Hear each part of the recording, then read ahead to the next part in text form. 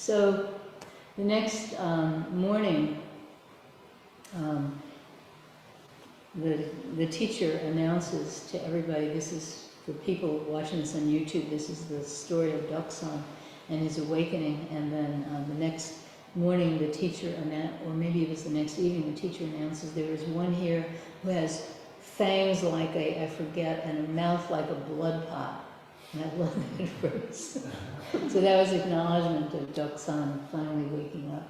And there are two tropes in this story, and one is the sutra master who's made a fool of and then becomes awakened by Zen, or in Chan in this case, and then the other is the old lady, bests him in Dharma combat, but that is not a sign of old ladies being wonderful, that is a sign of this monk being really awful, because if even an old lady could best him, so it's actually a very sexist trope. But then we look at these old ladies and say, yeah! Okay, are there any, thank you, Allie, are there any questions? No questions from anybody? I have a question. Sure. Okay, so usually, when I meditate, I'm in my little Dharma room, it's all set up and everything, but on some occasions, like today, when it's really cold out, then my basement is too cold, so I'm upstairs. Yet when I meditate upstairs, it just visually things are off. Like I don't have the I look for my vision, I see my desk, or I see the rug, or I see, it was sort of removing everything from a room upstairs. I guess my question is, part of me says it's too distracting, because visually I'm just too distracted. It's like, well, just give it up. It's just the way it is. So don't be distracted. So I don't know on these times when visually there's just too much. What would you suggest? Just do it. Okay? I mean, it's really nice to have a strong atmosphere, like we have this Dharma room with this beautiful altar. I gave a talk in an art history class at KU this past week, and I talked about our altar, and I brought a panoramic, very bad panoramic iPhone photo, and I talked about all the beams and stuff like that. You can't all see it, but we have this temple painting, and we have these other things, and all this stuff. Which is nothing compared to, temples in Asia, the real big temples. Yeah, so it's really nice, and right now we have a lot of people in the room and a lot of people online, and so there's all this Dharma energy we're getting from all these people, and that's really wonderful. But yeah, sometimes you're in your messy upstairs bedroom, office, or wherever you happen to be, and there you are. So Dharma is not dependent. Practice is not dependent. If practice is dependent on a wonderful situation, a wonderful practice situation, the empty floor, the white wall, the sort of icons and calligraphy behind you to inspire you. If it's, the really comfy, expensive buckwheat cushion, whatever it is, if it's dependent on that, then what good is it? So practice is something that we need to be able to do no matter what our situation. There's a guy I corresponded with for a really long time who was in a prison in California. And he was a really serious practitioner. And he lived in a sort of dorm room, with like 7 other prisoners. And they had these crappy beds. And there's like a toilet in the corner and a sink. So you're going to go poop, you're going to do it in front of all your buddies, And it's, and he would get up at like 4 in the morning or 5 in the morning or something, an hour before they were awakened by the guards. And in this situation with all these guys on these crappy cots, snoring you know, doing whatever, you know, with a toilet in the corner, and God knows what kind of condition it was in, because prisons are not kept up very well, and the sink, you know, in that situation, he would sit, he would practice, you know, and I'm really impressed by that. So, whatever your situation, you do your best. That's what you do.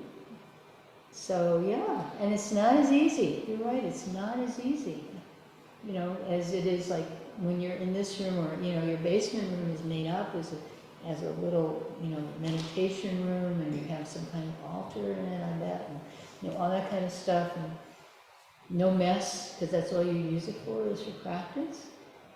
That's really wonderful, but then when we don't have that, then what do we do?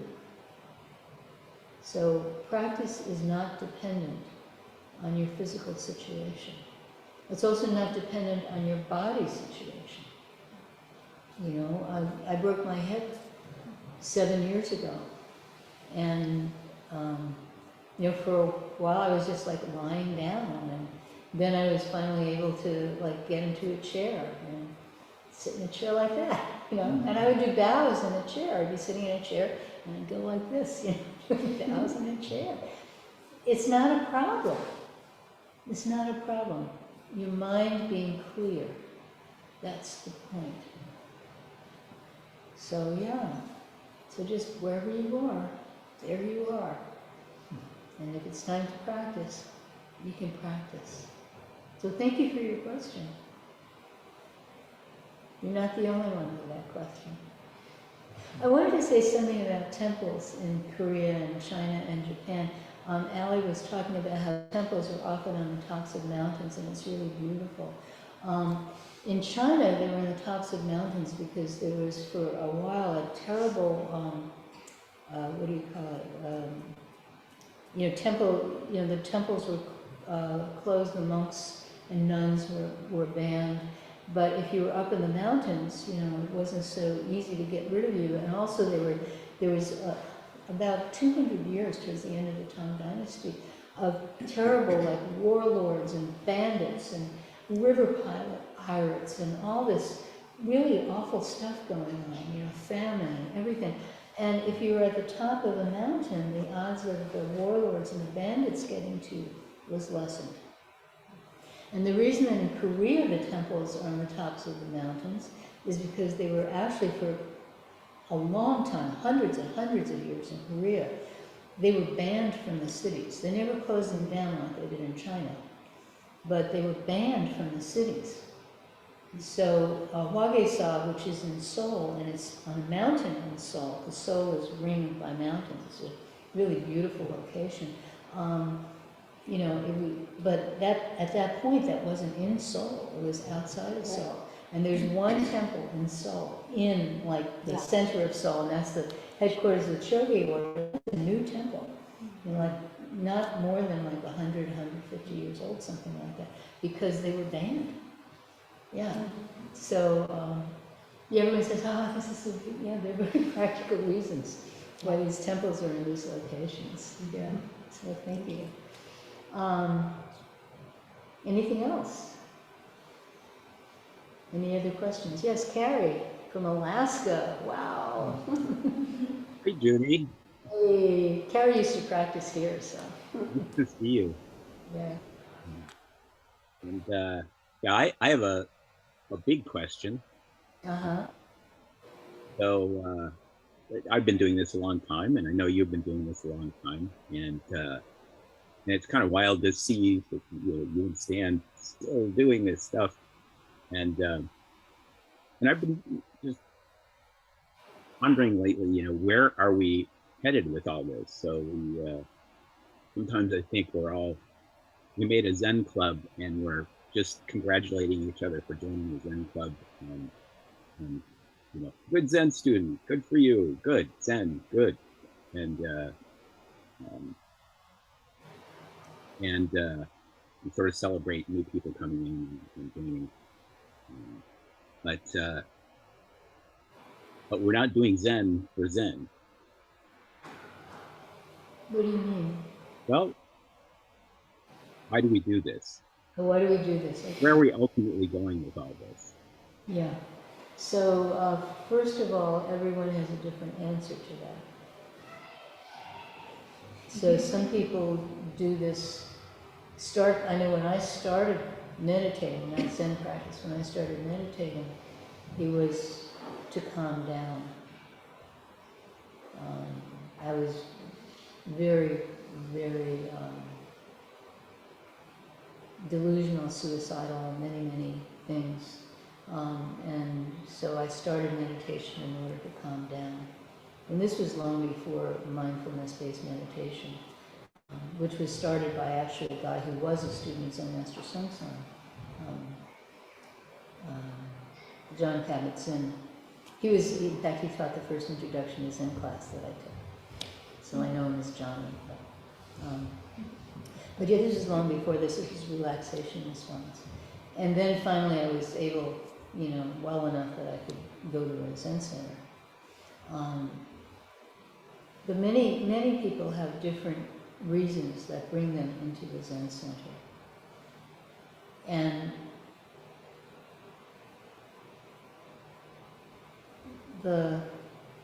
my teacher, Zen Master Song, used to say, Zen means attain your true self, help this world.